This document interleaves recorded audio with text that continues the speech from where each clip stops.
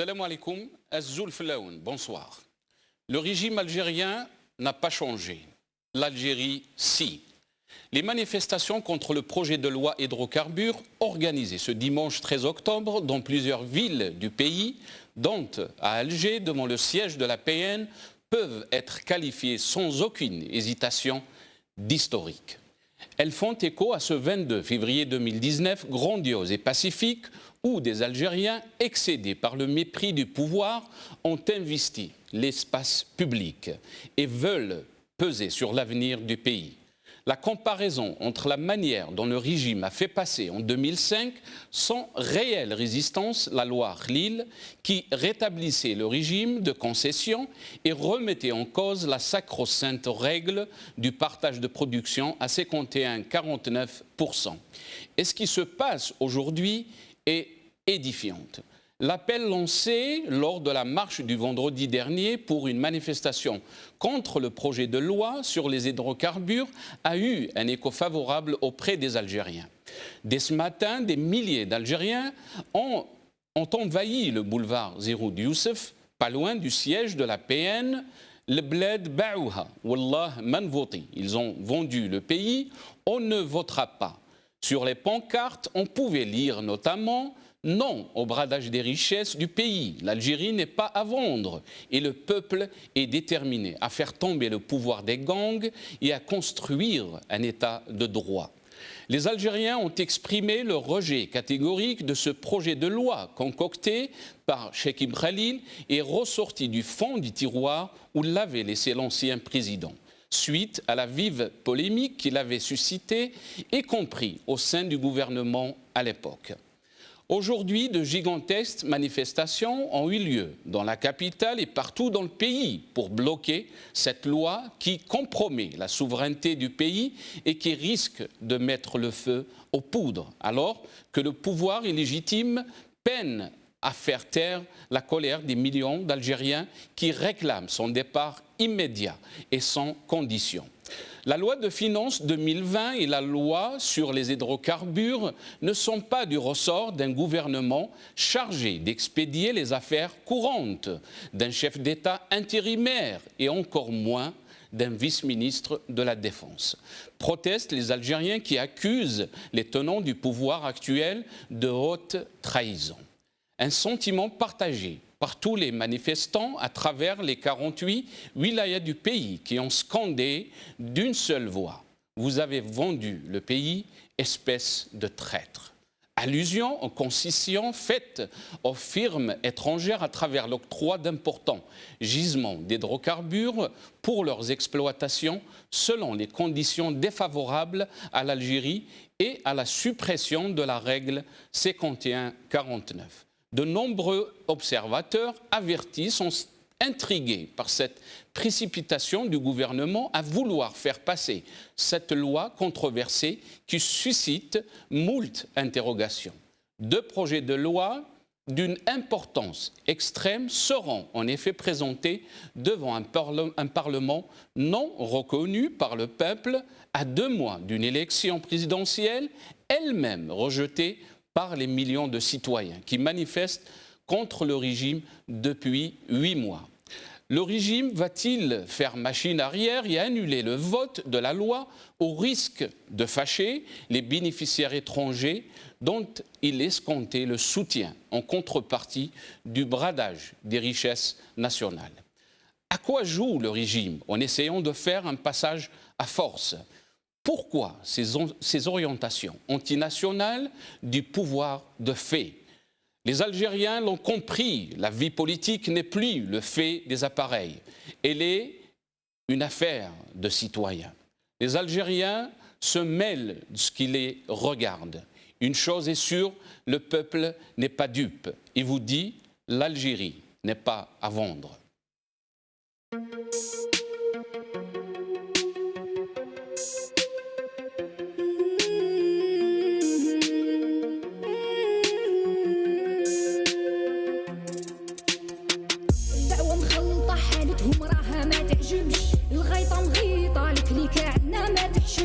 شبيبة نايضة راو داير روحو ما يسمعش، مزبلة واجدة والتاريخ ياخو ما يرحمش، الخمسة ما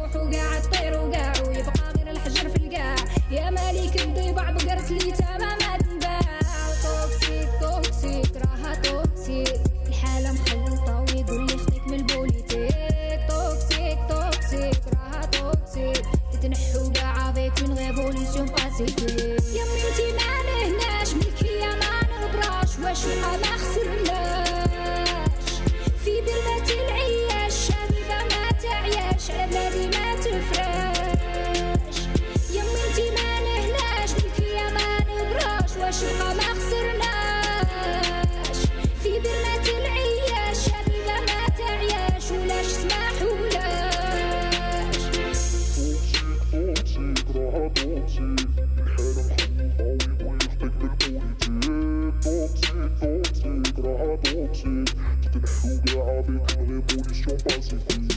خفنا عليها زمان من الغلطة نتاع زمان غصة في قلب سكتنا باش تبقى هي فمان طال الحال شاب زوالي من التخمام غرقتو في الزطلة راضي زيسبيري ما يلام يا القاضي عدل في حكام كاين ربي فوق المال محدو كيتو هو البندية ما عليه كلام شفنا بعينينا سنين وبقينا حاصلين بين وبين بين حكم الميت ولا الشر وكلاش القتالين طحتو في اليدين ما نسمحو اليوم.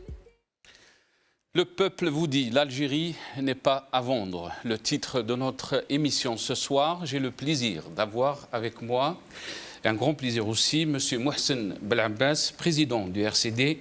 Mohsen Belabbas, bonsoir. Bonsoir et merci pour l'invitation. Et aussi, on a pour la première fois M. Hichem Rouibah, doctorant en socio-économique. Hichem Rouibah, bonsoir. Bonsoir. Merci pour l'invitation. Merci. On a aussi le plaisir d'avoir avec nous Samir Ougerkouz, qui est juriste. Samir, bonsoir. Merci Sinassar de nous avoir invités. Yatik Saha. Fouad Wisher, première fois aussi, secrétaire national de RAJ, l'association RAJ. Fouad Wisher, marhaba bik, bonsoir. Merci, ravi de m'avoir parmi vous. On aura aussi depuis Alger Badreddine Gerfa, cadre du FIS.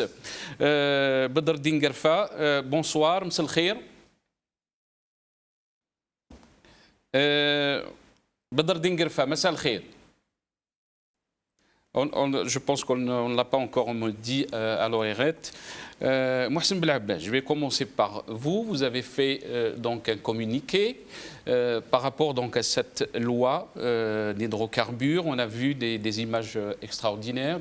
Des centaines de milliers d'Algériens partout dans le pays sont sortis pour dénoncer donc cette loi. Qu'est-ce que vous en pensez?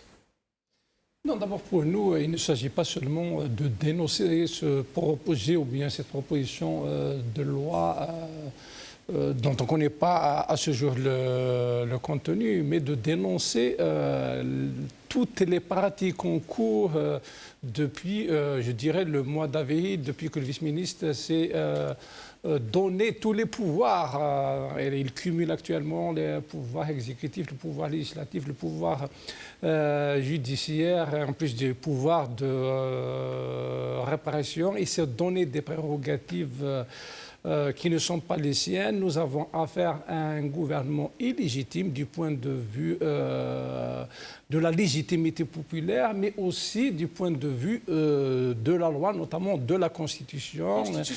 C'est important de rappeler que dans la Constitution algérienne, un Premier ministre, une fois qu'il est désigné, il a un délai d'à peu près un mois pour qu'il présente une feuille de route sur son programme devant le Parlement. Il ne l'a pas fait à ce jour. Donc ce n'est pas un gouvernement légitime aussi du point de vue de la Constitution à laquelle ils font référence régulièrement dans leurs discours, notamment ceux qui sont émis à travers les casernes.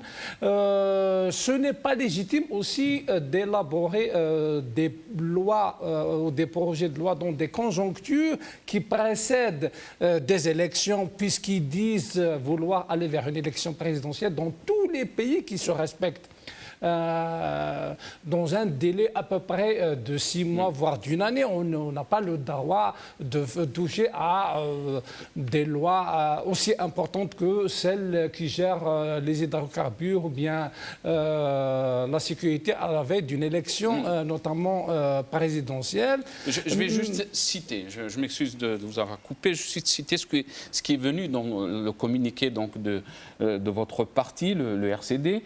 Donc, le secteur des hydrocarbures, comme les autres richesses du pays, ne peuvent plus servir pour l'achat de soutien étranger dans la nouvelle Algérie dessinée par la mobilisation de ses enfants.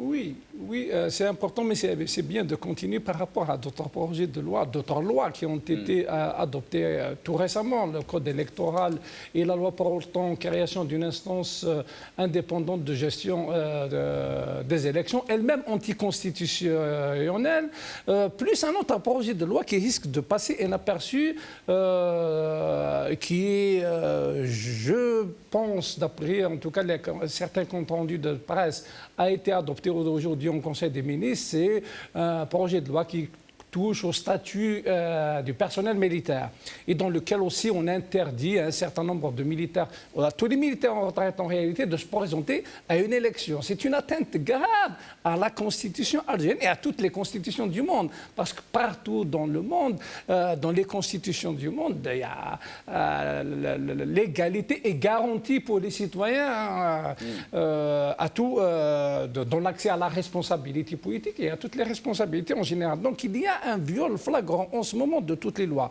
En revenant à la loi sur les hydrocarbures, je n'ai pas encore lu le contenu et le détail, mais ce n'est pas important pour moi le contenu et le détail. Ils n'ont pas le droit de discuter d'un tel projet en ce moment. Parce que nous sommes dans une période où toutes les institutions sont illégitimes. Le chef de l'État, le gouvernement, le Parlement algérien, les lois ont été violées, mais aussi nous sommes dans une conjoncture où les Algériens sont en train de dire nous voulons construire une autre Algérie avec un autre système politique et ils font allusion entre autres à l'idée de sortir du système de la rente. Parce que depuis 1962 à ce jour, le système algérien s'est appuyé sur la rente pétrolière, alors que les Algériens sont en train de dire nous avons l'intelligence nécessaire, les compétences nécessaires pour gérer notre économie autrement. Nous sommes à l'ère du high-tech, nous sommes à l'ère des nouvelles technologies, nous avons les moyens de devenir une puissance au minimum régionale et tout en gardant nos réserves pétrolières pour les générations futures. Donc, mais je ne pense pas que ce soit le débat d'aujourd'hui. Très bien. Je vais passer à vous, Hicham Rouibeh. Vous êtes doctorant en socio-économique. Certes que l'Algérie, beaucoup disent, d'experts économiques, disent qu'elle traverse une période difficile et elle fait face aussi peut-être à une crise économique qui peut peser aussi sur son choix politique. Comment vous voyez donc cette loi hydrocarbures qui, on a vu des Algériens, des milliers d'Algériens qui sont sortis pour s'opposer donc à cette loi? En fait, écoutez, il y a inévitablement une crise économique qui plane, mais pas depuis le Hirak. C'est-à-dire que les gens qui disent que c'est quelque part à cause du Hirak qu'on a une crise économique, ça c'est pas du tout, ça a commencé bien avant. Il suffit de regarder la dégringolade du dinar. Depuis l'indépendance, on a perdu 47% de la valeur du dinar, 70% sur le marché parallèle, ce qui est déjà en termes d'indicateurs économiques qui est assez en fait alarmant. De l'autre côté, vous avez des choix économiques complètement irrationnels, c'est-à-dire lorsqu'on regarde la répartition budgétaire de l'Algérie, c'est complètement aberrant. Vous regardez, le ministère de Moudjahidine jusqu'à présent capte 2 milliards de dollars par exemple chaque année, alors qu'on a combien de Moudjahidines en Algérie, on ne sait pas, on n'a pas en fait de chiffres officiels. En fait, si on reprend cet angle d'analyse sur la répartition budgétaire déjà, il y a une incohérence aberrante. De l'autre côté, pour revenir sur la loi des hydrocarbures, notre ami l'a en fait rappelé, vous l'avez aussi rappelé en introduction. De un, on est dans un gouvernement de gestion des affaires courantes, donc il n'est pas légitime pour gérer ce genre de projet. De l'autre côté, il y a une contradiction au sein du gouvernement lui-même, parce que vous avez le ministère du Commerce qui dit qu'il avait fait appel à des entreprises étrangères, 5 groupes étrangers, et puis vous avez en fait le ministre de l'Industrie qui avait rappelé, il me semble-t-il, ce matin, qu'il avait fait appel à des experts algériens. Donc on appelle, eux-mêmes déjà, ils ne savent pas trop comment se positionner sur la question, alors que les sources officielles algériennes, le site de l'APS, a confirmé qu'ils avaient fait appel à 3 cabinets américains, dont à la tête le cabinet Curtis, qui est assez célèbre. Donc en fait, on sait très bien, il y a un message quelque part qu'en fait, il y a la pression internationale qui invite le gouvernement actuel de précipiter ce projet de loi. Donc on ne peut pas le débattre là tout de suite de façon objective parce qu'en fait il n'y a pas de version officielle. Moi j'ai essayé de lire la version qui avait circulé sur Internet. Au final il y avait deux versions parce que de l'autre côté vous avez un texte qui fait 36 pages et un autre texte qui fait 47 pages. Donc il y a déjà en termes de forme et de contenu une différence. Mais si je me base sur ce que j'avais lu dans ce texte-là, donc il y a trois types de contrats. Il y a le contrat concession en amont, il y a le contrat de participation et puis il y a le contrat à risque. Et en fait, ce qui m'inquiète, ce qui m'alarme, c'est le contrat concession en amont, parce que de un, l'Algérie n'a pas besoin de concession, c'est-à-dire que de délivrer en fait des territoires à des entreprises étrangères qui vont en fait l'exploiter comme elles le souhaitent. Et puis de l'autre côté, s'il y aurait des concessions, ça serait plutôt au naval, parce qu'en fait, la difficulté des hydrocarbures algériennes, elle est à ce niveau-là, parce qu'on n'a pas de raffinage, on n'a pas de raffinerie. Alors que sur ce volume-là, on perd énormément d'argent. Lorsqu'on vend un litre de pétrole actuellement, il faut savoir qu'on le vend à 40 centimes de dollars le litre. Et lorsqu'on achète un litre d'essence subventionnée, on dépense $1. C'est-à-dire qu'en fait, en termes de logique économique, on est complètement à côté de la plaque. Et je termine sur ça pour céder la parole à mes camarades aussi. En fait, en termes de choix, la logique économique, la définition de l'économie en soi, on revient à la sémantique. Wakos Nomos, c'est l'administration de la maison, c'est-à-dire c'est la gestion rationnelle de la maison. Et lorsqu'on voit qu'à côté, on a des talents cachés, voire gâchés, en fait, on parle sur le capital humain, sur la high-tech, etc. Il y avait un rapport en fait, de la Banque mondiale de 2017 qui comparait en fait, justement l'exploitation des hydrocarbures et l'exploitation en fait, d'un téléphone portable, par exemple un smartphone. En termes de capital temporel, vous avez quasiment la même dépense. Mais en termes de finalité de vente, un smartphone, vous le vendez $700 sur le marché, neuf. Un baril, vous le vendez à 60, $80. C'est-à-dire qu'il faudrait voir les choses en face à un moment donné, de se dire quel choix devons-nous entreprendre. Mais il ne faut pas oublier un contexte géopolitique et international. L'Algérie avait subi des pressions avec le programme d'ajustement structurel des années 90. Elle avait subi des pressions de la Banque mondiale avec une loi économique qui est dépassée, ce qu'on appelle l'avantage comparatif. On oblige les pays sous-développés, quelque part, à choisir un champ d'investissement en disant l'Algérie, vous avez des hydrocarbures, vous êtes plus performant dans ce secteur, donc restez dans ce secteur-là. Et en fait, il ne faut pas regarder un peu les consignes ou les recommandations internationales comme étant favorables à nous. Mais au contraire, il faudrait regarder ce qu'on appelle la ressource intrinsèque, c'est-à-dire les Algériens nous-mêmes, on a des compétences et on a des gens qui peuvent nous aider à réfléchir, à prendre le meilleur chemin pour nous. Très bien. On va aller Fouad Wisher, secrétaire national de RAJ. D'abord, je vais vous poser la question par rapport et je vais demander après Abdelwahab Fersaoui, qui est le président de l'association RAJ. Quelle nouvelle de lui?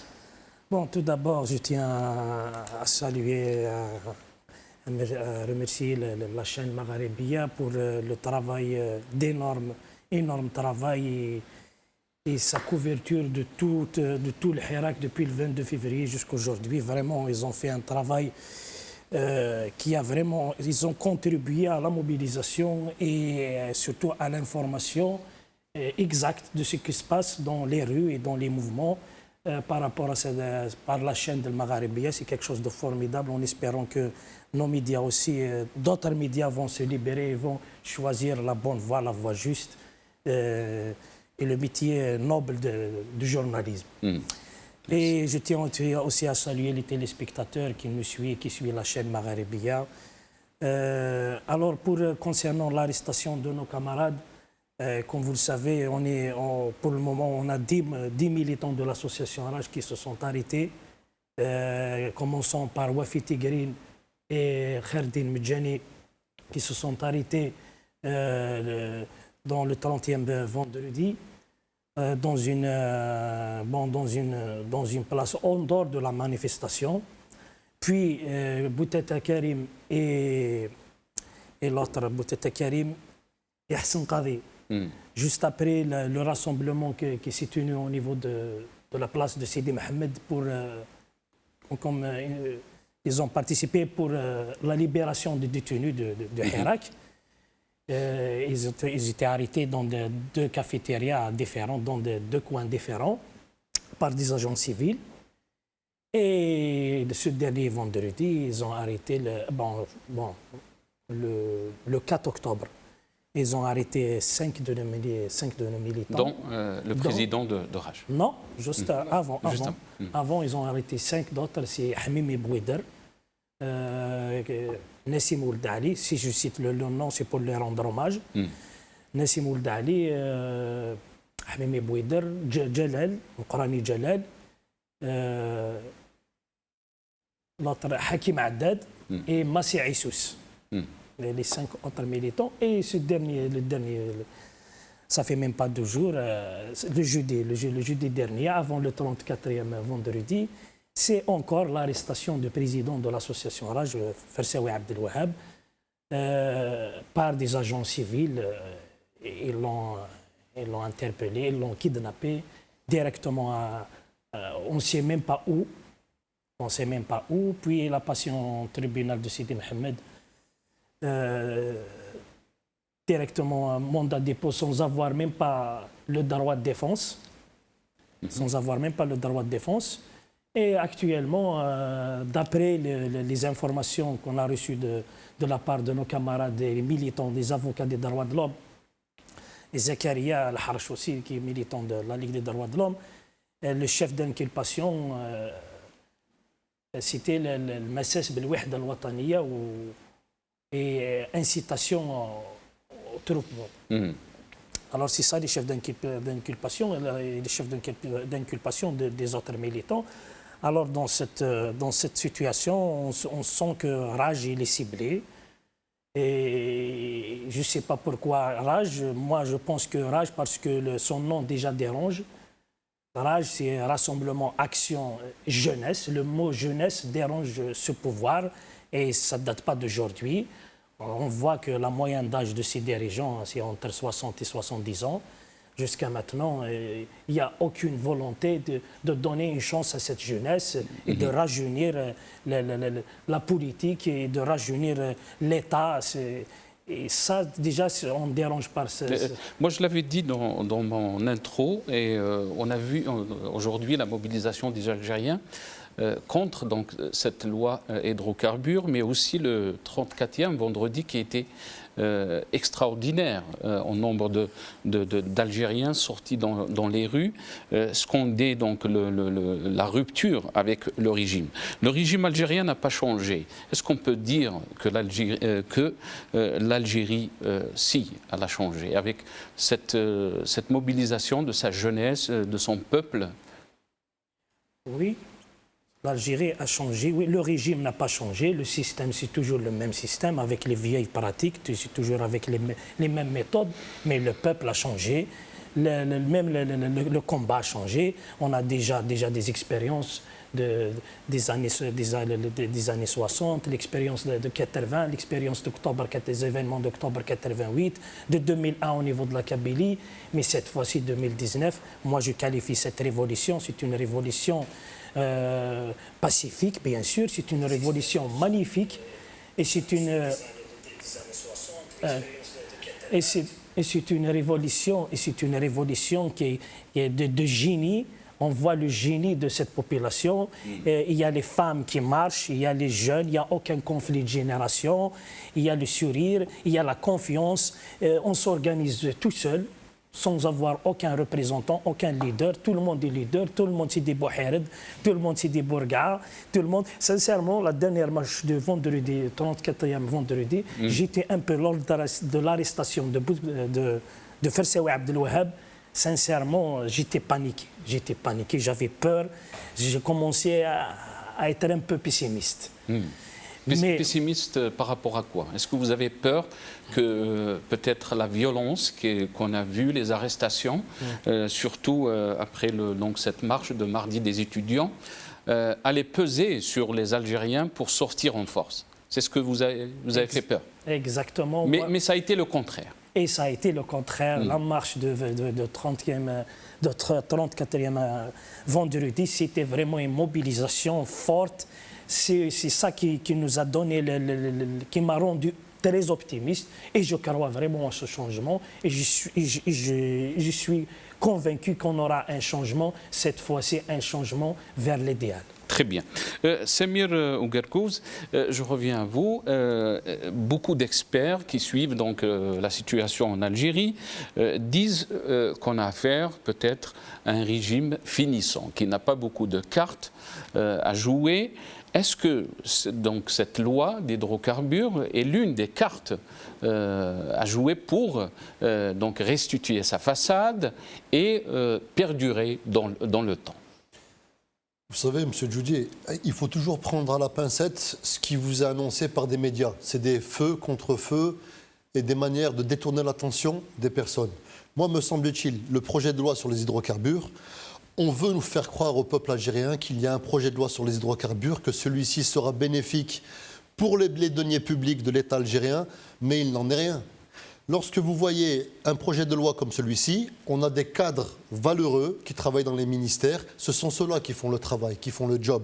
Mais ce n'est pas quand même un gouvernement illégitime qui est capable de pondre un projet de loi sur un sujet aussi sensible que celui des hydrocarbures. Les hydrocarbures en Algérie, pour ce qui concerne le pétrole et le gaz, il faut savoir quand même qu'on est un pays qui est assez paradoxal. On a un pays qui, depuis 1962, on n'a pas su se doter, comme le soulignait Hichem, d'une industrie pétrochimique digne de ce nom, telle que l'a fait l'Arabie Saoudite, le Qatar, les Émirats. On vend du brut pour acheter du gasoil. On est un des premiers pays importateurs en Afrique de plastique. On n'a pas d'industrie qui est capable de cracker, qui est capable de transformer les résidus du pétrole en plastique. On a besoin de plastique. Donc, pour ce projet de loi, vous pensez réellement, M. Djoudi, quand il y a certains ministres qui, pour leurs enfants, arriver cadre à Air Algérie, c'est le top et le summum de l'éducation et de ce à quoi pourraient prétendre leurs enfants, cadre à Air Algérie, c'est la réussite summum de leur vie.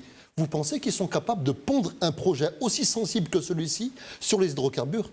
Un projet comme celui-ci, il a été pondu en catastrophe par la pression des Américains, par la pression des Français, par la pression des multinationales qui font du lobbying, par les services de sécurité américains, français, en catimini, avec le pool des hommes d'affaires qui prennent des commissions sur toutes les ventes de pétrole et de gaz algériens. Ça, on n'en parle pas aux Algériens.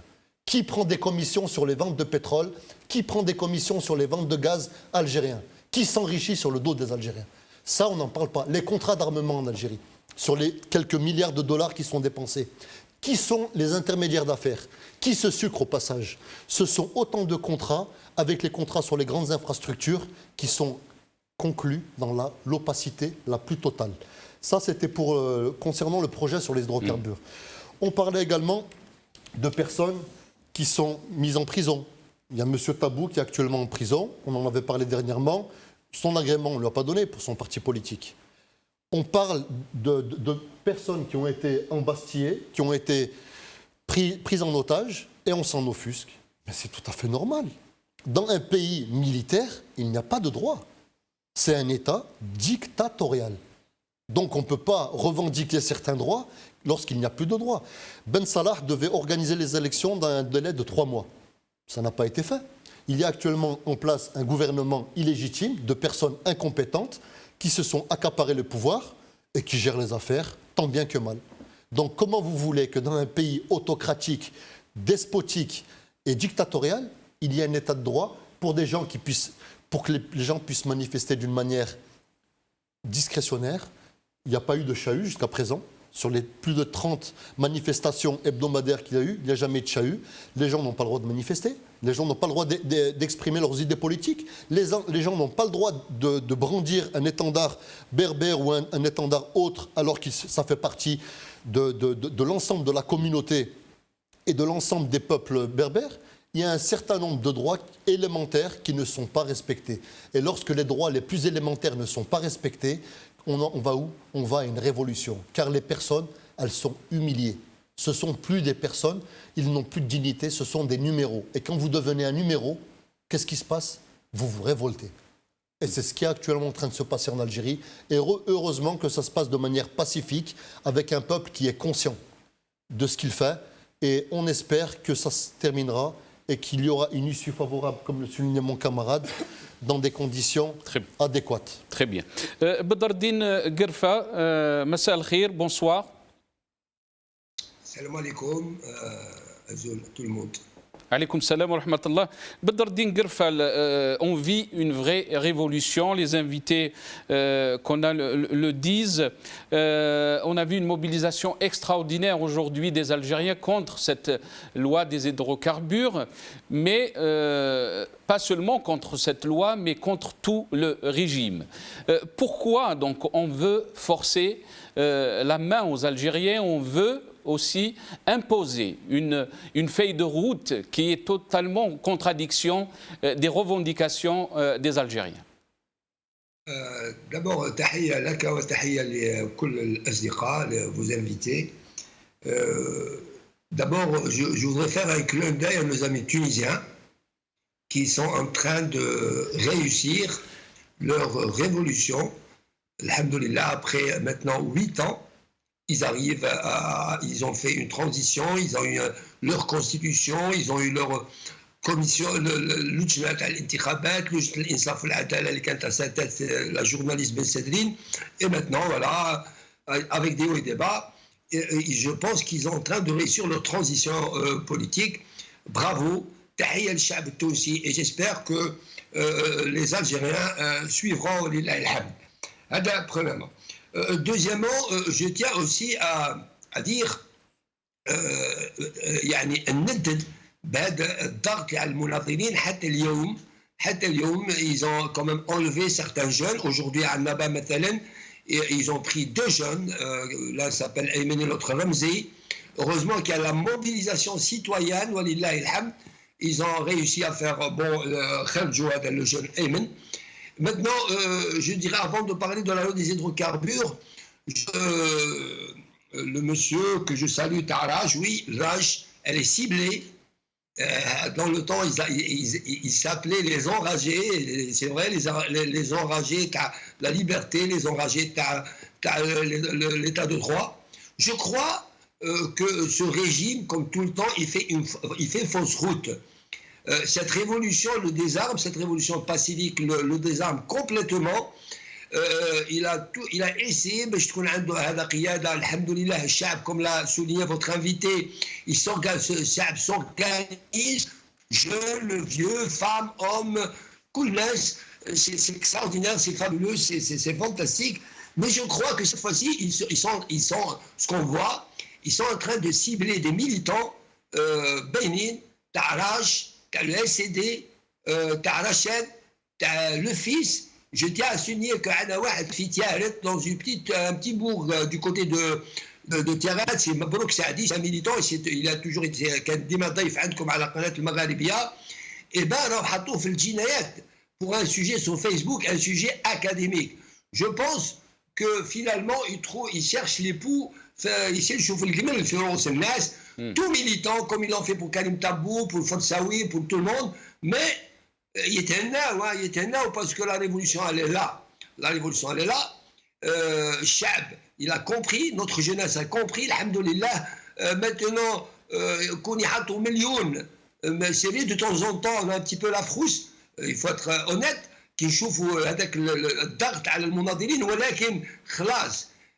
J'ai toujours dit, depuis le 22 février, que des chabab قال مقولة ما زال عليها قال رانا صحينا وبسيطوا بينا. Tout le monde a compris. Votre invité a bien fait de souligner que le régime, c'est un régime qui vit dans une opacité totale. Personne ne parle maintenant des contrats qui se passent, t'as le pétrole, t'as le gaz, t'as l'armement.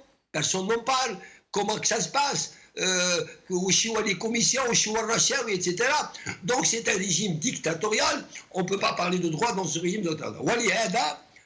Personnellement, je refuse de parler de la loi des hydrocarbures. Je salue la mobilisation des Algériens, c'est formidable, mais le but essentiel, حدوا الشباب والمرأة الجزائرية والشيوخ والصغار والأولاد. Un seul but, c'est-à-dire le changement radical. Je voudrais, et je l'ai toujours dit, qu'il y ait des débats sur الأنظمة السياسية. لماذا حابين يفرضوا علينا حتى dans la légitimité, dans la légalité والحرية والانتخابات الرئاسية. لماذا le régime présidentiel? Pourquoi ne pas ouvrir des débats des débats politiques à les différents régimes qu'il y a dans le monde. Regardez la Tunisie à côté, le régime Taham a toujours été un régime présidentiel. Ils sont un régime parlementaire. Et je crois que la région, le monde Diana, je crois que, à mon avis, le régime présidentiel, mais ouvrons les débats. Même le Maghrébia, je pense, j'invite le Maghrébia, je تفتح les débats avec des hommes politiques, نشوف الشعب dans cette merveilleuse révolution يدخل في الوعي الحقيقي تاع الأنظمة الموجودة. Donc, pour finir, يظهر لي هذه la loi des hydrocarbures, ça peut être طيش لقطة. هذا النظام أنا أصلا لا أؤمن في كل خطواته. احنا كل ما يفعله هو قادر يحب يديفينا على الهدف تاعنا. ما تنساوش لأول مرة نعاودوها، لأول مرة الجزائريين يتوحدوا منذ 62. اليوم غلبناهم، الشعب هذا غلبهم، قال لهم قبائلي عربي خاوة خاوة، قال لهم علماني إسلامي خاوة خاوة، قال لهم شاب يا با دو كونفلي جينيراسيونيل، مرأة راجل خاوة خاوة. On est tous unis, tout le monde a compris que الأمن القومي الوطني في خطر avec le régime. C'est même pas قال عندنا ديكتاتور، عندنا ريجيم ديكتاتوريال كله فساد كله opaque. Donc اليوم je crois qu'il faut rester mobilisé dans le pacifisme total.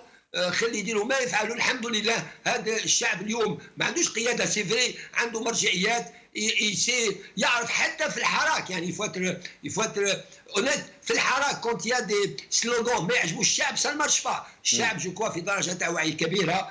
دايور نساليه بزاف. جو كوا كون اون ترين دو ريشير لو كو. قضيه صبر، قضيه lucidité, قضيه endurance. وان شاء الله on arrive. Restez avec nous, Badr Dengerfa, restez avec nous. Mohsen Belabbas, est-ce qu'on peut dire que le but essentiel, c'est Yitenhaouga, comme ils l'ont dit les Algériens, et que cette loi d'hydrocarbures ne peut pas être le point essentiel si on n'a pas un système politique qui est ouvert, qui est flexible, qui donne aussi tous les mécanismes à une Algérie libre et indépendante. Non, je pense que tout est important en ce moment, y compris les lois qui sont en train d'adopter dans l'illégalité. Mais moi, je suis convaincu que l'Algérie de demain va réserver un sort à ces lois. C'est des lois qui seront jetées à la poubelle, que ce soit la nouvelle loi sur les hydrocarbures, que ce soit le code électoral, le code portant création de l'instance indépendante. Tout ça sera jeté à la poubelle. Donc ils sont en train d'essayer de gagner du temps. Mais c'est important de lire le sens politique de cette démarche, parce qu'il y a un sens politique. Quand vous osez réviser la loi sur les hydrocarbures dans une conjoncture comme celle-là, il y a un message politique. D'abord, il n'y a aucune volonté d'aller vers un changement du point de vue de la pratique politique des dirigeants officiels. D'abord, parce qu'à ce jour, nous sommes toujours dans l'opacité. Une telle loi aurait dû être précédée s'il y avait vraiment une volonté de sortir des pratiques du passé. Par des plateaux de télé, il va y avoir un débat avec des hommes politiques, mais surtout des experts et des gens qui sont du domaine. Ils existent. Ça n'a pas été fait. Jusqu'à ce matin, nous n'avions pas le projet de loi en question. Pourquoi cache-t-on aux Algériens cette loi?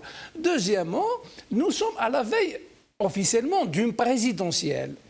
Qui est rejeté par les Algériens. Qui est bien sûr rejeté par les Algériens. Et moi, je suis de ceux qui sont convaincus qu'il n'aura pas lieu en réalité.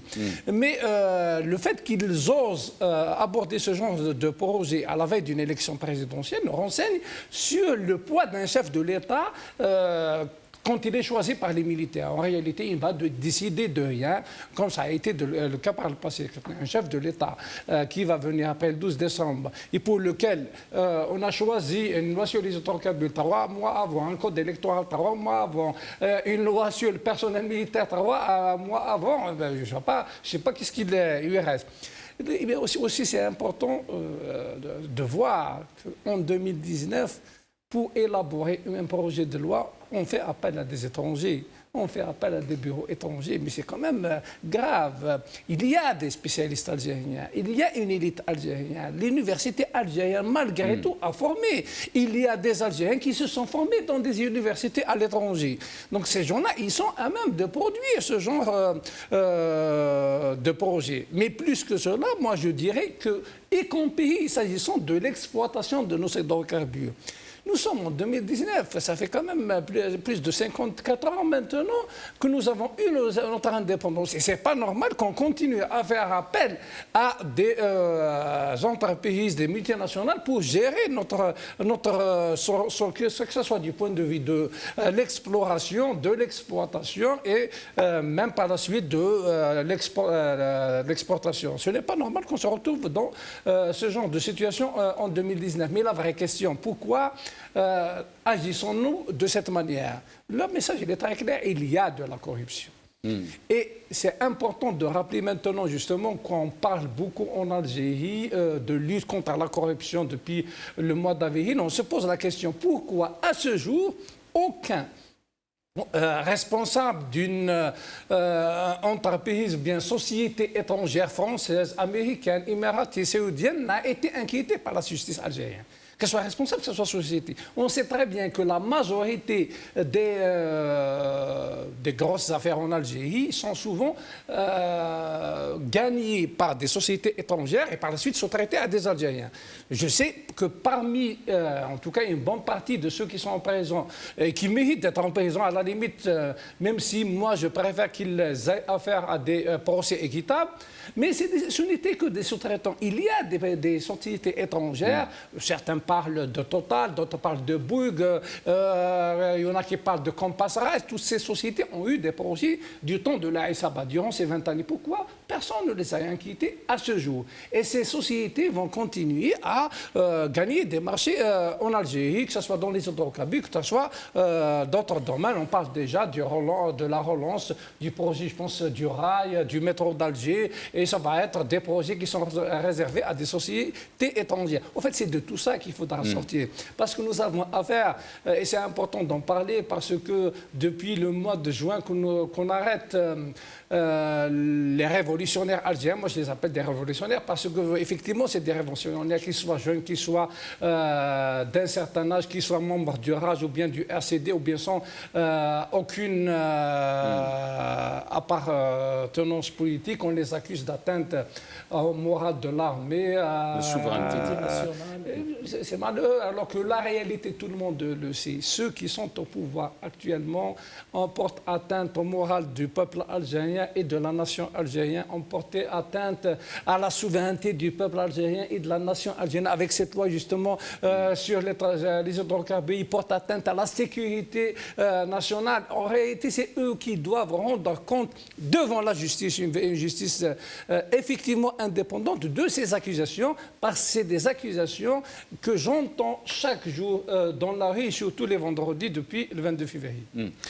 Vous avez dit que le régime ne veut pas entendre. Pourquoi il est donc dans cette logique de déni? Pourquoi il ne veut pas répondre à cette volonté populaire? On est au 8e mois de la mobilisation des Algériens, de cette révolution pacifique. Pourquoi il ne veut pas répondre aux revendications des Algériens? Et ben, je pense que c'est tout un système. En réalité, nous avons affaire à un pouvoir en Algérie depuis 1962 qui est formé essentiellement des plus incompétents que puisse compter l'Algérie. C'est vrai qu'ils font appel de temps à autre à certaines compétences qui les aident sur les affaires les plus compliquées. Mais les responsables politiques, qu'ils soient au niveau du Parlement, que ce soit au niveau du gouvernemental, au niveau de la présidence, souvent on les choisit parmi les incompétents, mais surtout ceux qui traînent des casseroles. C'est connu en Algérie, surtout du temps de l'ancien SABA. Donc, durant les 20 dernières années, quand tu as des affaires de corruption sur le dos, tu es promu. Tu es promu président de l'Assemblée nationale, tu es promu ministre, tu es promu premier ministre. D'ailleurs, ça s'est confirmé ces derniers temps. L'essentiel des premiers ministres sont en prison. L'essentiel des anciens ministres sont en prison. Des chefs de parti politiques sont en prison. Mais en réalité, il y a beaucoup à faire. affaires. Le problème actuellement, c'est dans la manière avec laquelle sont traitées toutes ces affaires. Moi, je ne pense pas que la justice ferait son travail correctement, ou bien, je dirais, en toute indépendance. Ce n'est pas normal qu'après la révolution du 22 février, on continue à faire fonctionner notre justice avec des coups de téléphone, voire avec des coups de talkie-walkie depuis quelques mois. Très bien. Hicham Rouibeh, est-ce qu'on peut dire que le facteur économique peut être un facteur qui peut peser sur donc, cette révolution et la direction de la révolution? Est-ce qu'il peut aider la révolution à aboutir à ses revendications? En fait, c'est un peu double tranchant parce qu'en fait, la démarche entreprise par les autorités, parce qu'en fait, les autorités en place actuellement, je reprends un peu la théorie d'un économiste américain, Williamson, qui disait en fait une entreprise qu'il a qualifiée de boîte noire. En fait, entre les inputs et les outputs, en fait, on ne sait pas qu'est-ce qui se passe à l'intérieur. Nous, cette théorie, elle est révolue parce qu'elle est une théorie néoclassique, mais dans le contexte politique actuellement, elle est tout à fait en fait transposable. Parce que le pouvoir en place, on ne sait pas trop qui tient les manettes.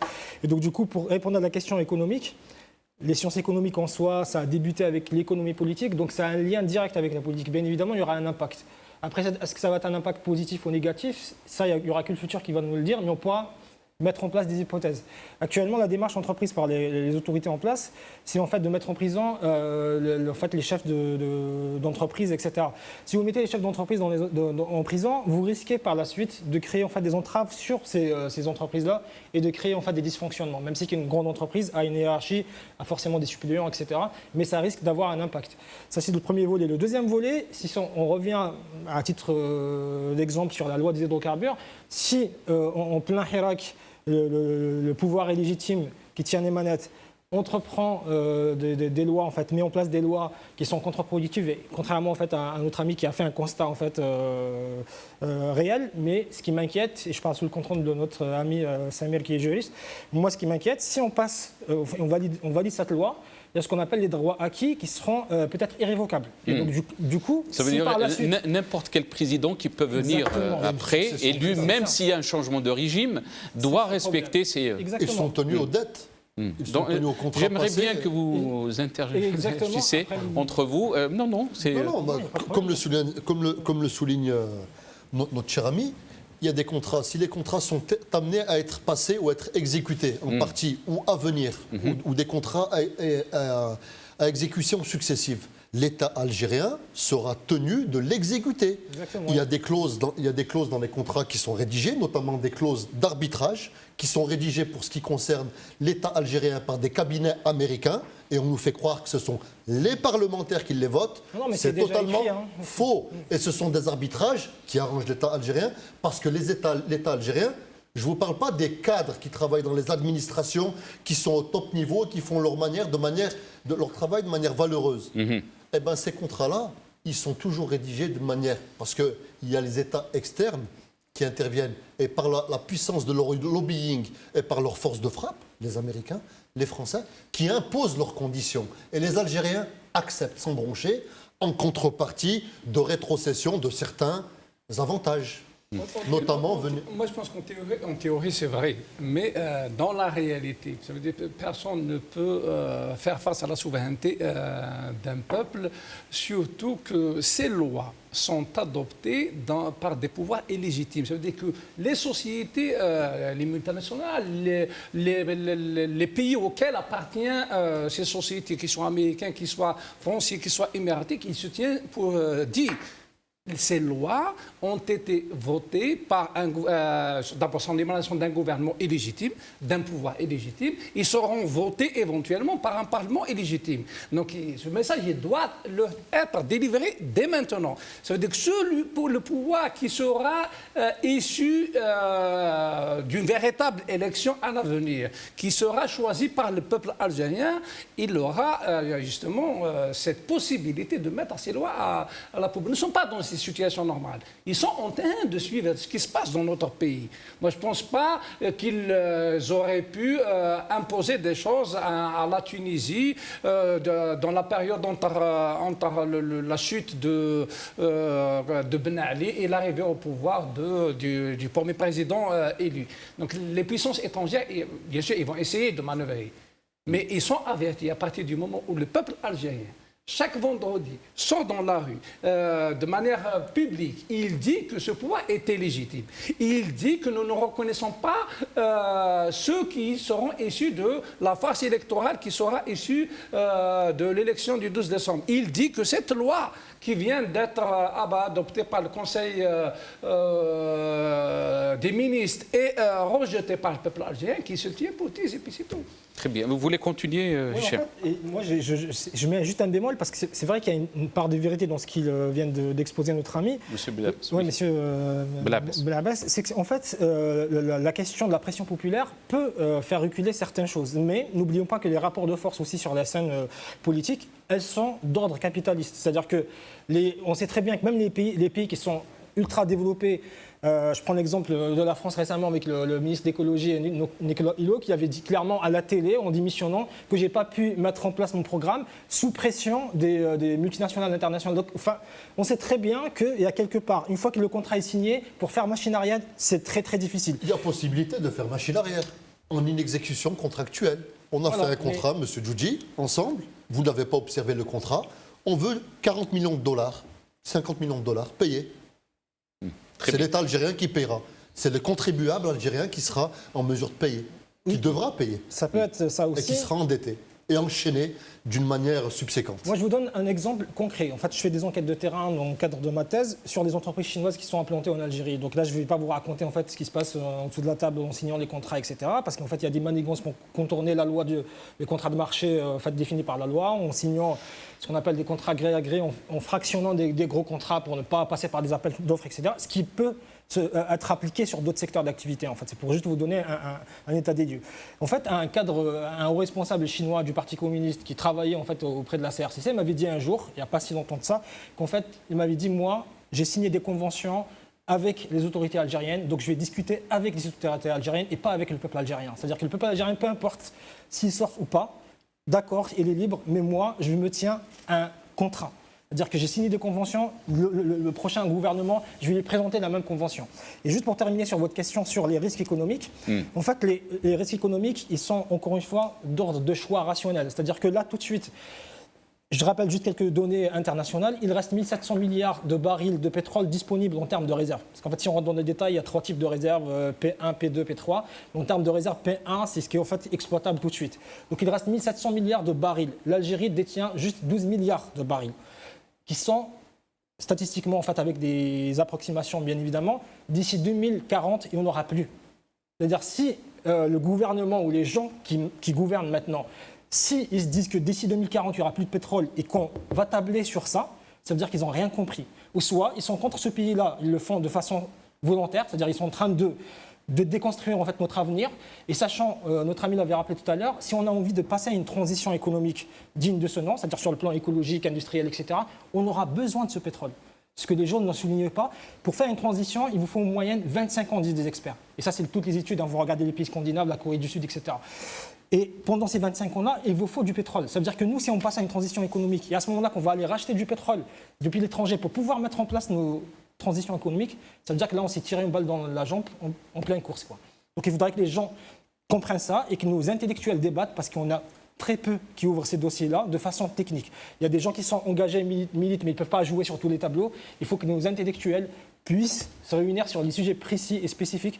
Parce que nous, on peut parler aujourd'hui sur la loi des hydrocarbures, mais demain je suis en Algérie, je fais une marche, je parle sur la Constitution, la Constituante, la présidentielle, etc. C'est ça le problème. Mais ça. on peut pas Est-ce que les Algériens ont des experts, vous le dites très bien, par rapport à la situation économique et par rapport aux défis, mais est-ce qu'on a donc ce système politique qui nous permet d'aller dans ces orientations? En fait, on va laisser un peu la parole à Hicham après.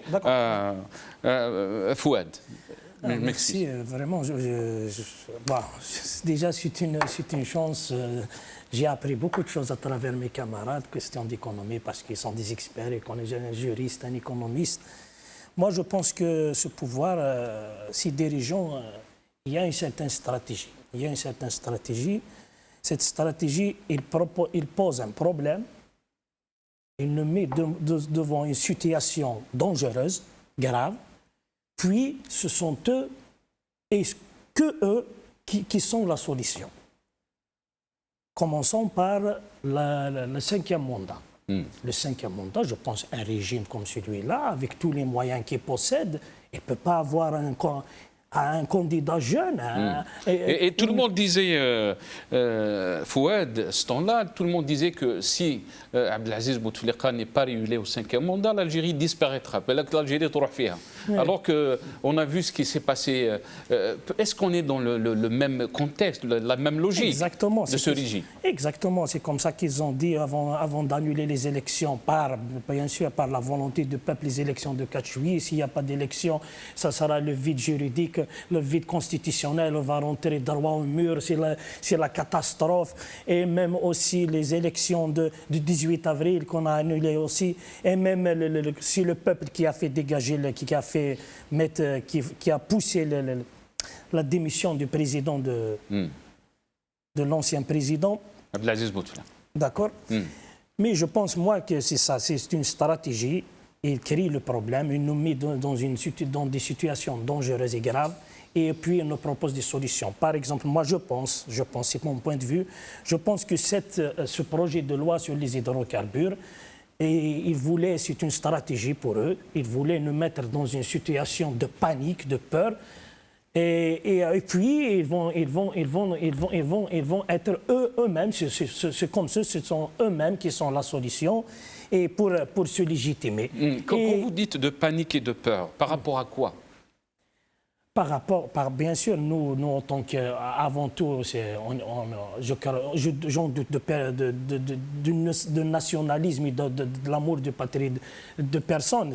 Tous les citoyens qui sortent, des millions d'Algériens qui sortent, ils sont tous par amour de la patrie et par amour de la nation. De panique et de peur, c'est par rapport au régime?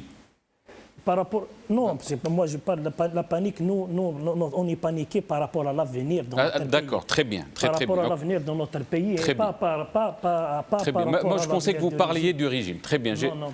Je dis que le régime il utilise des stratégies parce qu'il y a une crise profonde. La crise profonde qui dépasse la crise économique, c'est la crise de confiance. Il y a une crise de confiance, c'est que maintenant on est dans une situation que j'espère bien qu'on aura à l'avenir, que ce mouvement va sortir avec des hommes et des femmes qui seront à la hauteur et seront aussi à la hauteur d'honorer l'engagement et de mettre en valeur les revendications et en conquérir les revendications de ce mouvement populaire. Alors eux, ils cherchent une certaine légitimité.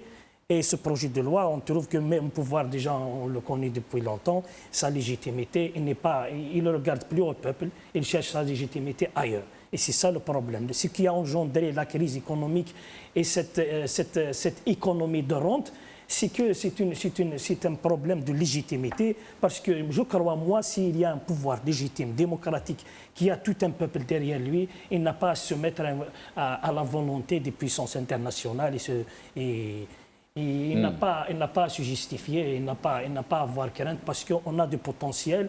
Plus de 70% de la population algérienne, c'est entre 18 et 35 ans. C'est une population jeune. C'est un continent.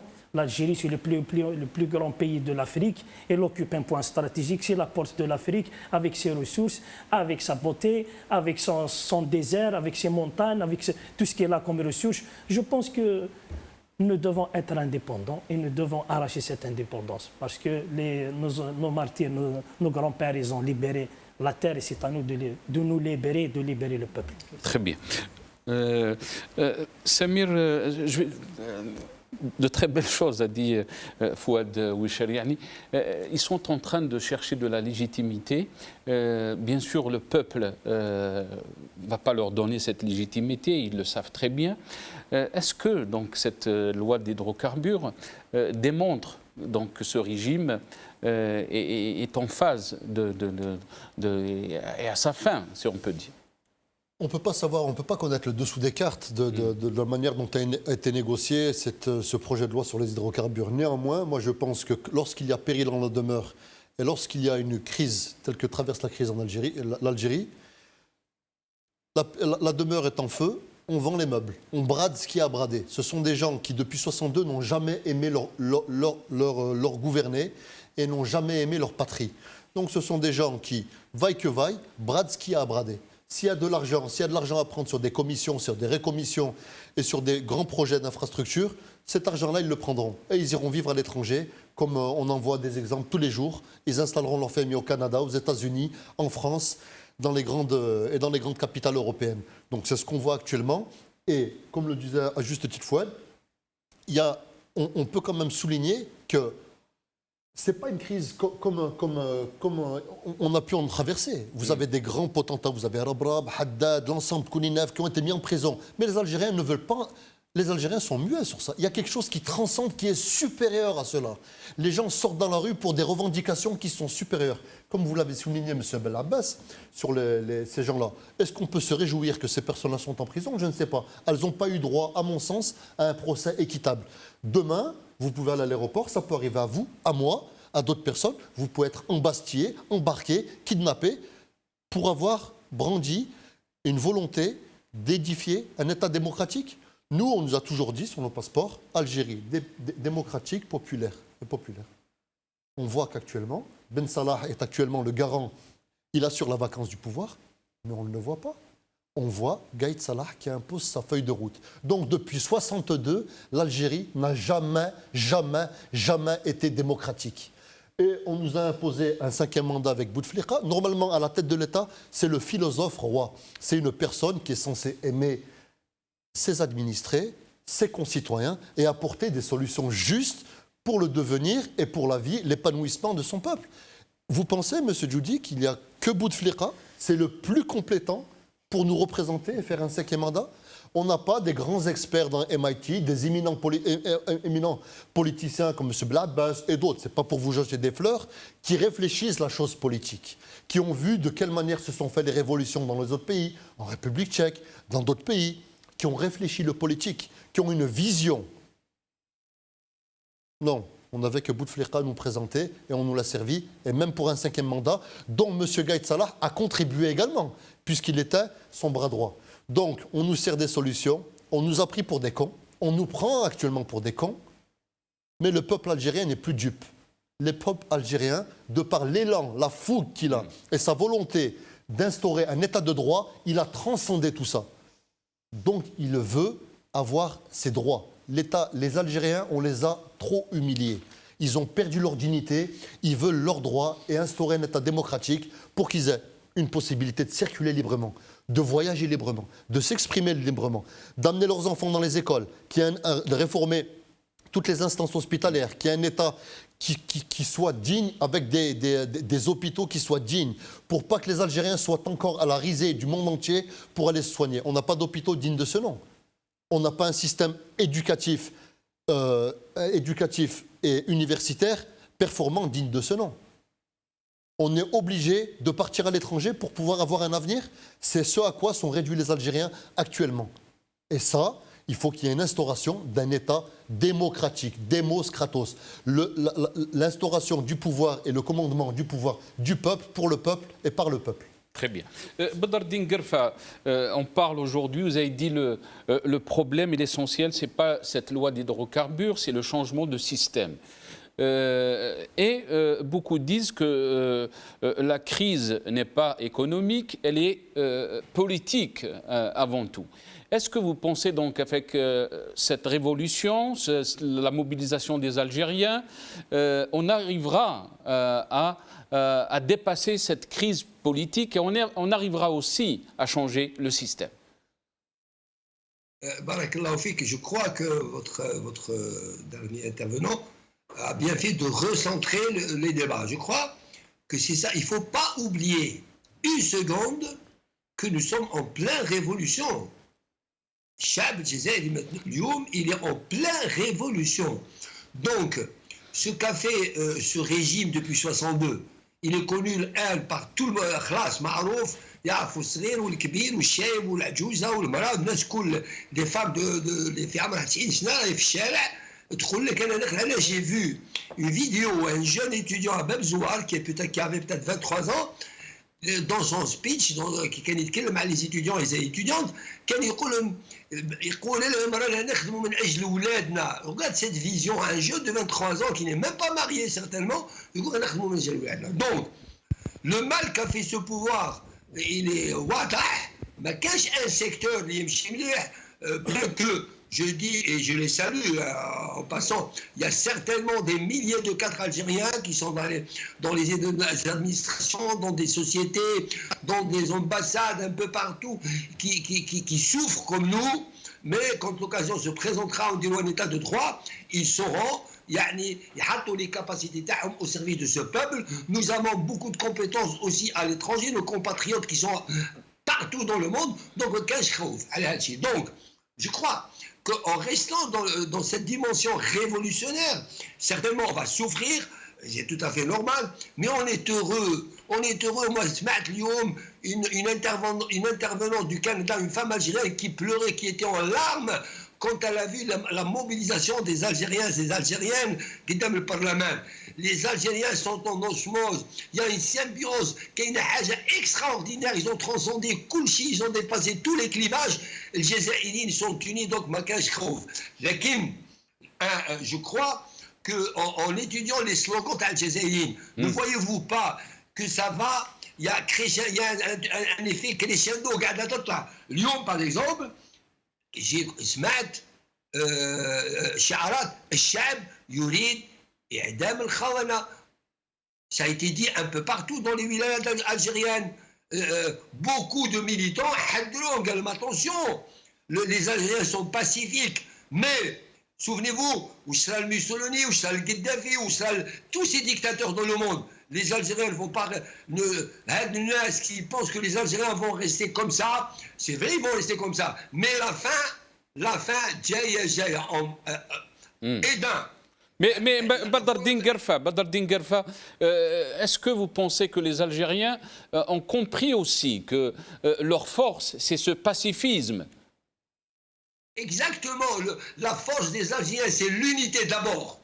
L'ouahda, parce qu'on le sent quand on est dans la rue.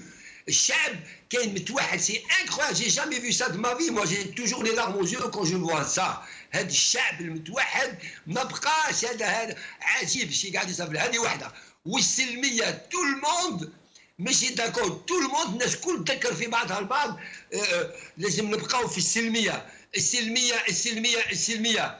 Et le pouvoir, je suis متيقن que dans des le chef Arkan qui dit mais la crise, oui, le régime est en crise, donc il est en regarde, il fait quelques minutes d'akhel et le peuple algérien avance. Donc خليني نقول لك احنا on pousse, le peuple algérien on pousse باه تظهر من عندهم لا فولونتي بوليتيك اللي ما ظهرتش اليوم. مازالوا يناوروا، مازالوا يفون لا بريسيون، يهزوا الناس الحباس. مي arrive un jour, je suis tout à fait optimiste et tout à fait يعني متيقن باه نهار ندفعوهم الاراده السياسيه للتغيير. Et on passera certainement par une transition politique اللي لازمه. خاوتنا في تونس ils ont fait 8 ans de transition politique, ben وصلوا شبه stabilité politique. Donc le problème économique, il y aura aussi une justice transitionnelle, ما فيهاش شك. Il y aura aussi une transition économique. Tout ce gâchis économique et social اللي راه موجود في البلاد, ça nous ouvre في الجزائر un très grand chantier. يعني un chantier كبير, tout est à refaire. Donc في un état de droit, toutes les compétences algériennes dans un rêve جماعي vont certainement الجزائريين راح يمدوا كل ما واش عندهم dans la souffrance, dans la difficulté باش نفتحوا tout est à refaire. الجزائر دمروها, الجزائر دمروا الجزائري الشباب عاد يروح يموت في البحر, دمروا لو كادر الجيريان, دمروا الناس بلا كوربسيون. حتى الشرطي هذاك الشرطي اللي قاعد يضرب في خاوته, جو بونس que هو كذلك هو ضحيه تاع الريجيم اللي وصل الناس لهذا الشيء. كي تشوف مثلا ان ميدسان ولا ان شيرجيان في كلينيك بريفي يوصل يهمو دراهم، جو بونس كو الجزائر سي ان غران شونتيي اي لي الجزائريين سون كابابل. حنا عندنا ان غران بيي، عندنا ان غران بوبل اخويا، عندنا 30 نمشيو نتكفر ايدي الحشاري، لمن عبد القادر، لي جون اللي قاعدين يموتوا اليوم، سيت جونيس. انا نديك دون دي كارتي، سي جودي نديك دون دي كارتي. انا لو جابيت كان عندنا كارتي تاع الفساد، تاع لا دروك، تاع الخمر، تاع كل شيء، تاع الناس اللي فوالو. اليوم كي تعدي فيه تقول راك في جنيف. avec qui بدات le 22 février, الناس ont commencé à rêver. Et tout commence par un rêve, et les Algériens sont en train de rêver, et ce rêve-là impossible يقدروا يكسروه، لان اليوم راح مشينا ولي زالجيان سون. اسمح لي، لي زالجيان جو تيرمين افيك سا، لي زالجيان كومبري كو الشيء اللي يجمع الجزائريين دون نو فالور هيستوريك، يعني دوبي دي ميلينير، هذا اللي يجمعنا هو سي ان دروا تاع الحق، تاع ان ايتا دو دروا افيك فصل السلطات l'équilibre des pouvoirs. Très bien, très bien. C'est Badardine, je dois vous couper. Je dois laisser parce qu'il ne reste pas beaucoup de temps.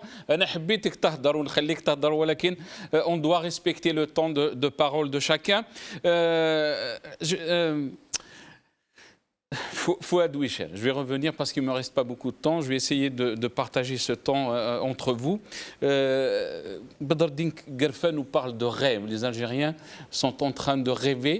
Est-ce que vous pensez que cette révolution extraordinaire, historique, pacifique, peut devenir une réalité? On parle beaucoup de Tunisie, ce qui se passe en ce moment. C'est extraordinaire ce qui se passe en Tunisie. Est-ce qu'on peut faire ce parallèle? Oui, je pense qu'en Tunisie, déjà, il y a une certaine avancée démocratique par rapport à... J'espère bien qu'en Tunisie va être un modèle. Ce qui est fait en Tunisie, l'Assemblée constituante, tout ce qui a été fait en Tunisie, je pense que la Tunisie, c'est la Tunisie, et l'Algérie, c'est l'Algérie. Est-ce qu'on peut arriver Bien sûr, on peut réaliser, à tourner la page du régime, à la rupture avec le régime? Exactement. Pourquoi je suis optimiste? Déjà, la rupture commence que déjà maintenant, soit tu es avec le peuple, soit vous êtes avec le peuple, soit vous êtes avec eux, avec le système. Il n'y a pas d'autre chemin. Et il y a deux chemins. Soit vous êtes pour une transition démocratique, pour des élections libres, pour des élections transparentes, pour la souveraineté du peuple, soit vous êtes avec ce régime. Il y a deux voies. Je suis optimiste parce que je vois un changement à travers les discours des démocrates, à travers des discours même du parti de Fils qui parlaient, qui donnent maintenant... Il y a un discours optimiste, un discours de respect, un discours convergent. Il y a une certaine homogénéité entre toutes les différentes idéologies. Est-ce que vous pensez que l'Algérien a acquis une maturité par rapport aux événements qui se sont passés dans le passé? Il y a une semaine, on parlait des événements du 5 octobre, d'une révolution qui n'est pas allée donc, à ses buts, d'une demi-révolution. Est-ce que vous pensez que l'Algérien a appris avec tout ce qui s'est passé dans le passé? Juste pour rappeler exactement que Raj n'a jamais raté la commémoration des événements du 5 octobre. Chaque année, on commémore les événements du 5 octobre. Chaque année. Je me souviens d'un 5 octobre, on l'a commémoré en plein l'Aïd. En plein l'Aïd. On l'a commémoré. Et cette fois-ci, on voit beaucoup d'Algériens, des milliers d'Algériens qui sont venus pour commémorer cette date. Déjà, ça, c'est une maturité, c'est une prise de conscience. Et aussi, lorsque je vois à travers les discours et le langage des militants et des différents partis politiques et des différents activistes, il y a un discours, il y a beaucoup de choses qui nous unissent, il y a beaucoup de choses qui est en commun, et il y a peu de choses qui nous séparent. À travers ces discours, je suis optimiste. Et aussi, la mobilisation et la détermination du peuple algérien et surtout ce caractère pacifique et la conscience du peuple algérien, tout ça, celui qui n'est pas optimiste, il est aveugle. Samir, je reviens à vous. Même question. Est-ce qu'on peut faire un parallèle quand on voit donc cette révolution algérienne, plus de 8 mois, toujours pacifique, avec donc toutes les positivités dont a parlé Fouad Wichel concernant donc cette révolution?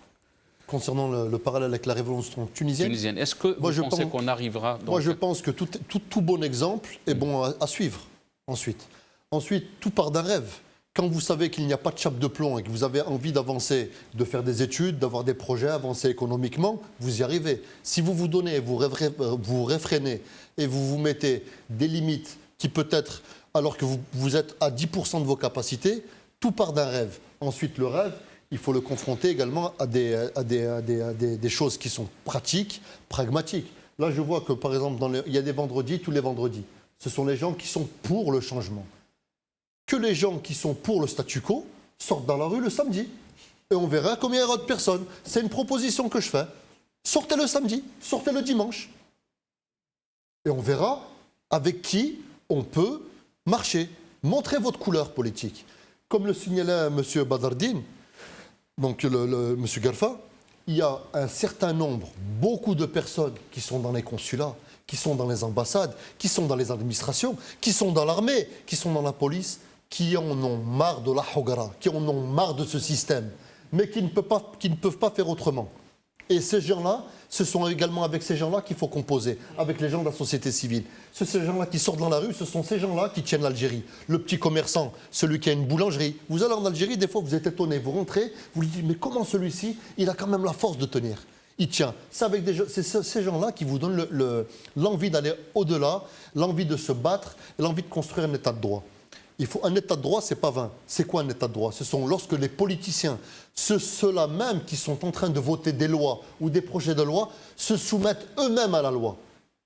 Lorsque vous êtes dans une entreprise, lorsque le chef d'entreprise donne des invectives ou il a un mauvais leadership ou un mauvais management, qu'est-ce qui se passe? Eh bien, les salariés lui sabotent son travail. Lorsque vous avez quelqu'un qui donne l'espoir, qui donne l'envie, qui travaille, qui se soumet, qui lève les manches, vous le suivez. C'est ça le leadership. C'est ça un bon leadership, un bon leader, un bon président de la République. Pour l'instant, on voit qu'il y a certaines personnes qui veulent se présenter à l'élection.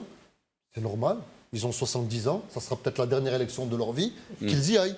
Mais toute personne qui se présentera à l'élection présidentielle du 12 décembre, son avenir politique est cuit.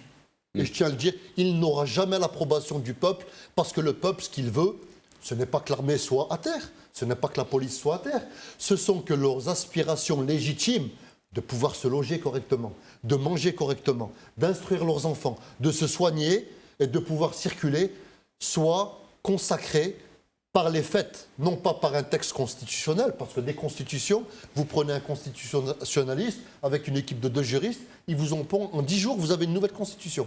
On veut que ce soit des garanties et des droits qui sont légitimement consacrés lorsque vous allez au commissariat, lorsque vous allez porter plainte, lorsque vous allez devant un juge qui respecte vos droits les plus élémentaires. Et les Algériens, c'est de ça qu'ils ont besoin, et de compétences. Quand vous avez des ignares, des minables, qui essayent de nous gouverner, mais on va jusqu'à où? Jusqu'à où qu'on va accepter que des minables, ils nous gouvernent? Hein? Jusqu'à où? Il faut que ça cesse. Et le peuple, il en a marre. Donc il sort dehors, il veut mettre à bas ces minables qui sont en train de les gouverner et qui lui disent « Moi, je suis ton chef ». Chef de quoi? Plus intelligent, il est plus riche, il est mieux portant, il parle plusieurs langues, il sait faire quoi? Il a inventé des vaccins, il a déposé des brevets, qu'est-ce qu'il sait faire? Mis à part maintenir les gens dans la précarité.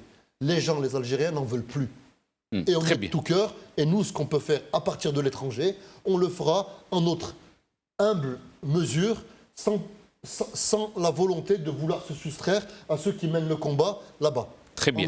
Badardine Garfa, je reviens à vous très rapidement, s'il vous plaît, il ne me reste pas beaucoup de temps. Le peuple algérien n'est pas dupe. Vous avez parlé d'espoir, vous avez parlé de rêve.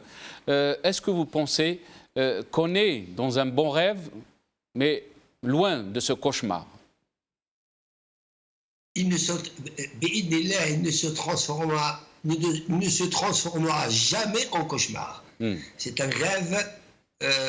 Pourquoi c'est un rêve? Parce qu'il y a eu tellement de façade le régime.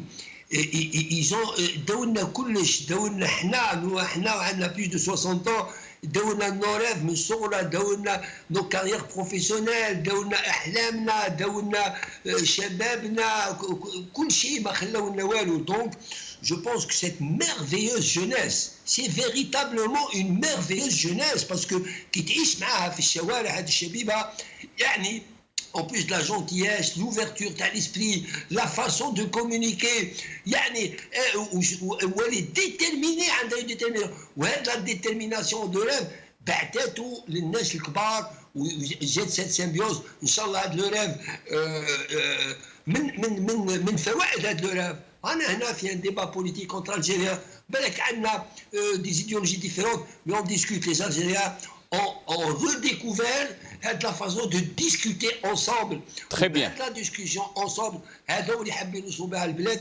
où personne, le régime ou les nations ne pourra arrêter le trait de l'histoire. Le train Mcha, il arrivera à bon port, la gare, la dernière gare, ça sera, Inch'Allah, l'état al Merci. Merci, Badr Dingerfa, yatik saha. Hicham Rouibah, le dernier mot. L'Algérie a un gisement extraordinaire en compétences. Et je pense que vous êtes un exemple. Un jeune. Est-ce que vous pensez, pourquoi brider donc cette jeunesse, cette compétence? Pourquoi on veut un gâchis pour notre pays? En fait, on revient toujours aux personnes qui tiennent les manettes derrière le rideau. En fait, à un certain moment, notre ex-président avait dit tout simplement que j'ai pas envie que, il avait dit texto, que j'ai pas envie que nos talents qui sont à l'étranger reviennent en Algérie. S'ils ont quitté l'Algérie, c'est bon. C'est-à-dire qu'en fait, il y a une volonté claire de faire fuir les talents parce qu'en fait, ils constituent un risque pour le régime en place. Si vous avez en fait plus d'intellectuels sur le terrain ou plus de gens qui ont fait des études ou qui sont des connaisseurs, ça sous-entend systématiquement plus de conscience dans la société. Si on a en fait autour de nous, là, autour de la table, on a discuté de façon démocratique avec peut-être quelques divergences ou en termes de position politique, c'est parce qu'en fait on est arrivé à un certain stade d'avoir une certaine conscience politique. Et les intellectuels, leur rôle c'est ça. Maintenant, malheureusement, l'élite a changé de camp. C'est-à-dire ceux qui portent la parole ne sont pas les intellectuels, ce sont ceux qui font les buzz sur des réseaux sociaux, etc. Et donc ça a un peu chamboulé la mécanique des choses. Mais pour revenir au gisement de capital humain, il suffit de voir juste l'Algérien lorsqu'il sort de l'Algérie, qu'est-ce qu'il devient à l'étranger. C'est-à-dire qu'en fait, il est verrouillé en Algérie.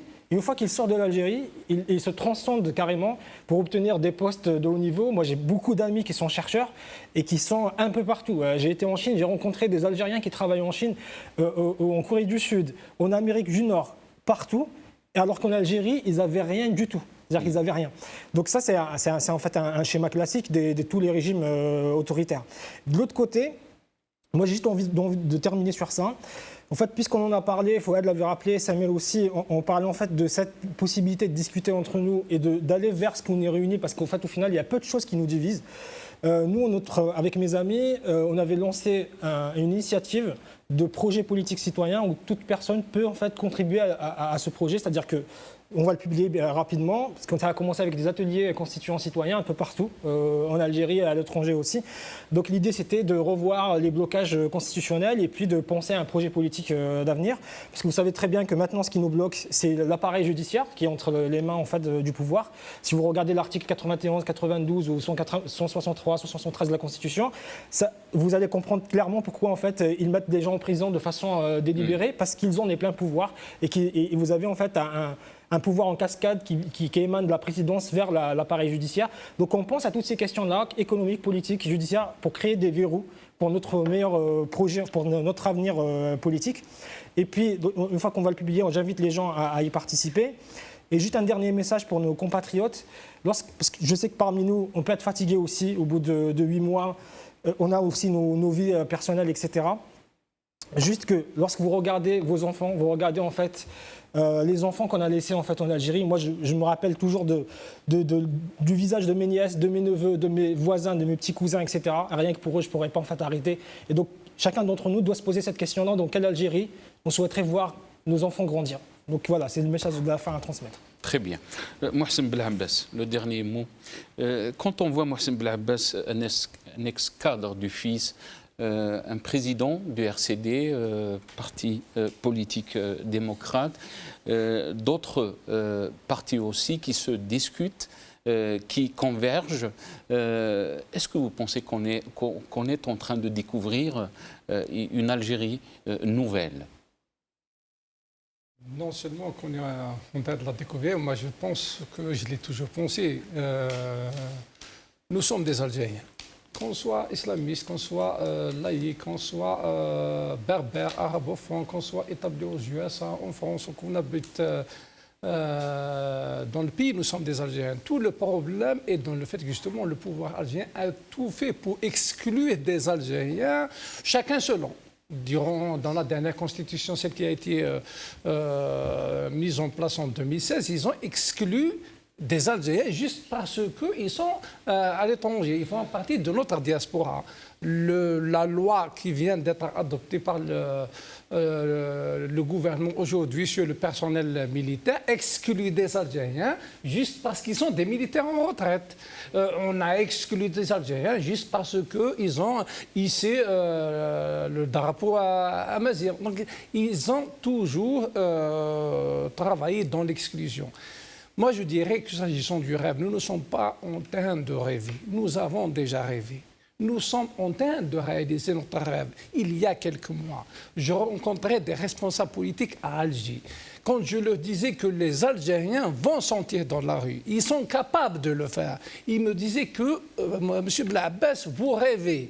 Ils me disaient que si vous voulez faire de la politique dans notre pays, il faut être soit proche des militaires, soit proche des puissances étrangères. Mais moi, je savais que le jour où les Algériens vont retrouver leur confiance dans le nous collectif, quand il va y avoir une volonté collective, je parle toujours du côté du peuple, nous pouvons faire beaucoup de choses et c'est ce que nous sommes en train de faire. Donc notre rêve est en train de se réaliser. Ce n'est pas terminé, bien sûr. Il sera terminé le jour où on aura consacré ce qui est demandé par les Algériens depuis le début. Et là, s'agissant du rapport de force, favorable au changement, il a été construit depuis le 22 février, il se maintient encore. Le pouvoir en place, même s'il a usé de répression et d'arrestation arbitraire, voire de kidnapping ces dernières semaines, ce n'est pas un signe de puissance ou de force, c'est un signe de faiblesse. C'est parce qu'il est en train de vivre ces derniers moments. Moi, je ne suis pas fataliste, y compris par rapport aux lois qu'il est en train de faire passer à la sauvette. Je sais très bien que beaucoup de puissance et beaucoup de pouvoir profitent de ce genre de conjoncture pour faire passer un certain nombre de décisions. Mais moi, je ne suis pas fataliste, mais je sais que nous pouvons stopper toutes ces lois. Il y a des exemples dans le monde. Les Américains se sont retirés de la COP21 quand ils ont décidé de le faire. Les Britanniques se sont retirés de l'Union européenne quand ils ont décidé de le faire. Nous aussi, les Algériens, nous pourrons prendre les décisions qui nous arrangeront à l'avenir quand il faudra le faire. Et je vous remercie. Très bien. Je pense qu'on a un petit message, Fouad, très rapidement parce que je dois terminer. Merci. Juste un petit message de la part de mes camarades qui sont détenus, parce qu'ils m'ont dit qu'il faut que ce message passe. Alors, leur message était très, très... Il donne de l'espoir et à quel point qu'ils sont déterminés. Ils ont dit que si c'est nous qui sommes le prix de cette révolution, si c'est nous... On est prêt d'être sacrifié pour la liberté et pour une Algérie démocratique. Si c'est notre vie qui va coûter la libération de l'Algérie, une vraie indépendance de l'Algérie, on est prêt. Cela détermine leur degré d'engagement et leur degré de détermination. Alors nous, de notre part aussi, on va tout faire pour les libérer. Soit ils libèrent tous les détenus, soit ils habsounaga. Fouad, je ne peux pas dire plus fort que ce que vous venez de dire, Fouad Wisher, secrétaire national de RAJ. Je vous remercie aussi Samir Ougergouz, vous êtes juriste, et Hicham Rouibah, doctorant en socio-économique. Merci d'être avec nous aujourd'hui. Je remercie aussi Badardine Garfa qui était avec nous depuis l'Algérie via Skype. Et je remercie Mohsen Belabbas, président du RCD, qui était avec nous sur le plateau. Merci Mohsen Belabbas. Ce qu'on peut dire, comme l'a dit Mohsen Belabbas, le rêve est en train d'être réalisé par les Algériens. Les Algériens ont compris que leur destin est entre leurs mains.